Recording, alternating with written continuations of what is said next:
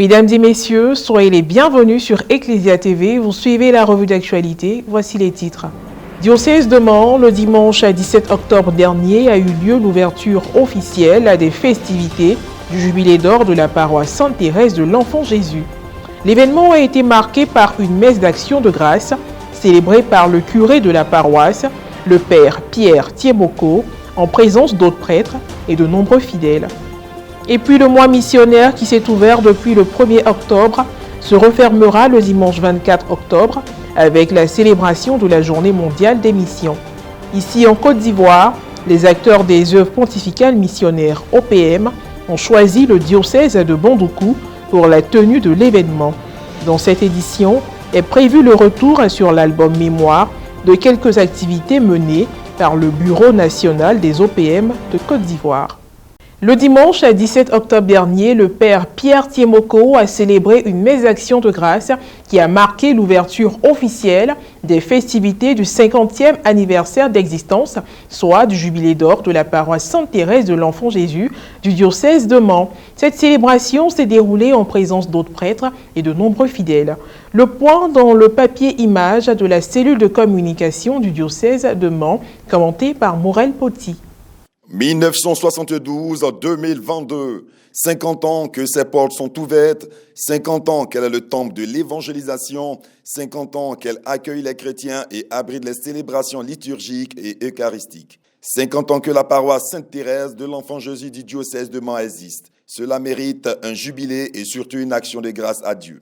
Le dimanche 17 octobre 2021 a eu lieu la cérémonie d'ouverture des festivités du 50e anniversaire de la dite paroisse. Elle s'est déroulée au cours d'une messe d'action de grâce célébrée par le curé de la paroisse, Père Thiemoko, en présence d'autres prêtres, sans oublier les nombreux fidèles venus des différents quartiers et communautés villageoises liées au territoire paroissial. Le curé, dans son homélie, a fait comprendre à l'Assemblée que ce jubilé est un moment de ressourcement spirituel. L'année du jubilé était une année de ressourcement spirituel.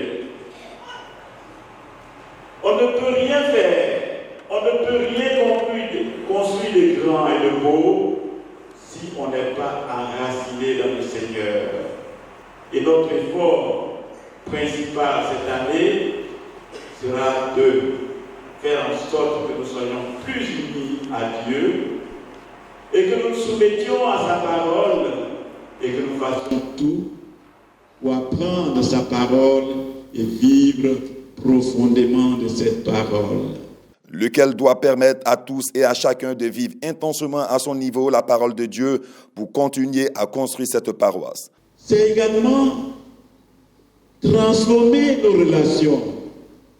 Que nos relations deviennent des relations fraternelles et que, à la fin de cette année, nous puissions dire, oui Seigneur, tu nous as permis de faire en sorte que nous devenions de plus en plus frères et sœurs.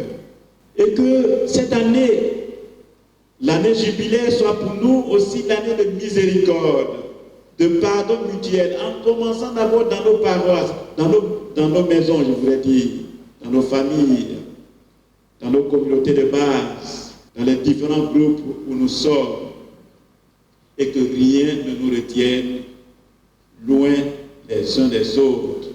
En plus de donner des directives, le père Thiemoko a souhaité que les fidèles de la paroisse soient transformés par la grâce de ce jubilé afin de conserver le mérite du nom paroisse écologique conféré par Monseigneur Gaspard Bébi Nieba, évêque du diocèse. Et que le fruit de cette parole de Dieu, de tout ce cheminement, soit la transformation matérielle de notre paroisse. Qu'à la fin on dise, oui, la paroisse Sainte-Thérèse est belle de par ses bâtiments, est belle de par ses constructions, est belle dans son espace. Et que nous soyons vraiment fidèles à cette désignation que nous avons reçue de notre évêque, que nous sommes la paroisse écologique. À l'occasion de cette cérémonie, le curé a présenté toutes les forces vives de la paroisse, partant des communautés, enfants de chœur, chorales, associations et mouvements, services aux fraternités socio-professionnelles. Ça fait 50 ans que la paroisse existe et cette année, avec la permission de Monseigneur, nous voulons célébrer cet événement et c'est le début. Et nous attendons de ce jubilé la transformation d'abord des cœurs. La transformation des cœurs, donc il faut aller à la source de la foi, puiser dans cette foi et, comme je l'ai dit dans l'homélie, améliorer nos relations les uns avec les autres et améliorer notre cadre de vie. Voilà, nous n'avons pas beaucoup d'objectifs. Avec ces 3 objectifs, je pense que nous pourrons vraiment faire un bon jubilé. Toujours au chapitre religieux, le 1er octobre dernier s'est ouvert le mois missionnaire comme d'habitude avec la solennité de Sainte Thérèse de l'Enfant Jésus pour se clore le 24 octobre 2021. Une date qui marquera la célébration de la 95e journée mondiale des missions. En général, pendant cette période, les acteurs des œuvres pontificales missionnaires détaillent les modalités de l'initiative annuelle. Pour l'éveil de la conscience missionnaire des baptisés, le Bureau national des OPM de Côte d'Ivoire a mené plusieurs activités et a eu recours à divers moyens de communication comme les émissions télévisées. Il a également organisé une tournée nationale dans les provinces ecclésiastiques du pays en vue de se faire plus proche des évêques, des prêtres et des fidèles laïcs et mieux faire connaître ses actions. Cette tournée a été entamée le mardi 5 octobre dernier dans l'archidiocèse de Korogo, où elle a été marquée par une séance de travail avec Monseigneur Ignace Bessi Dobo, l'archevêque métropolitain, les pères Jean-Noël Gossou et Sylvain Sourou Koulibaly, respectivement directeur national des OPM et directeur diocésain des OPM de Korogo. Également au programme, la rencontre avec l'économe diocésain de Korogo et l'apostolat des laïcs.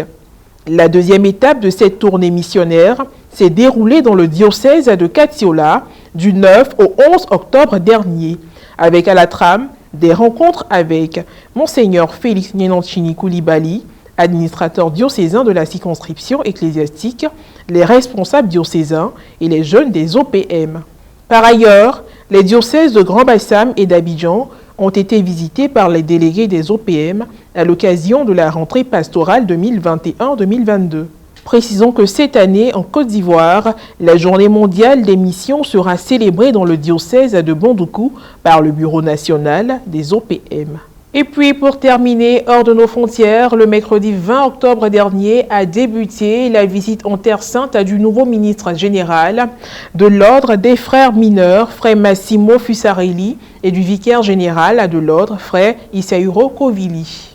À Jérusalem, le ministre a été accueilli à la porte de Jaffa par les autorités religieuses et civiles, à savoir le frère Dobromi, vicaire de la custodie et membre du discrétoire, et les frères de la custodie de Terre Sainte. Après avoir traversé le marché arabe typique de la vieille ville, les frères se sont rendus à la basilique du Saint-Sépulcre. Le frère Massimo a été accueilli par les représentants des 3 églises responsables de la basilique, les frères franciscains, l'église grecque orthodoxe et l'église araméenne. Frère Francisco Paton, custode de Terre Sainte, a ensuite rappelé comment la basilique du Saint-Sépulcre est en fait un lieu de coexistence écuménique quotidienne. Le ministre général a terminé son discours par une prière. Puis tous ont participé à la procession solennelle quotidienne qui parcourt les lieux de la passion, mort et résurrection du Christ. C'est une façon de rappeler aux pèlerins la nécessité de méditer constamment sur l'humanité de Jésus qui a souffert sa passion en ces lieux et s'est manifesté par sa résurrection. Dans la matinée du 21 octobre, le ministre général a présidé l'Eucharistie avec frère Francesco Paton, custode de Terre Sainte, frère Dobromi, vicaire de la custodie, et frère Isauro Kovili, vicaire général de l'ordre, frère Salvador Rosa Flores, président du couvent du Saint-Sépulcre, le discrétoire et la communauté franciscaine. Et voilà qui marque un point final à cette édition d'information. Merci de l'avoir suivi, que Dieu veille sur nous. À très bientôt.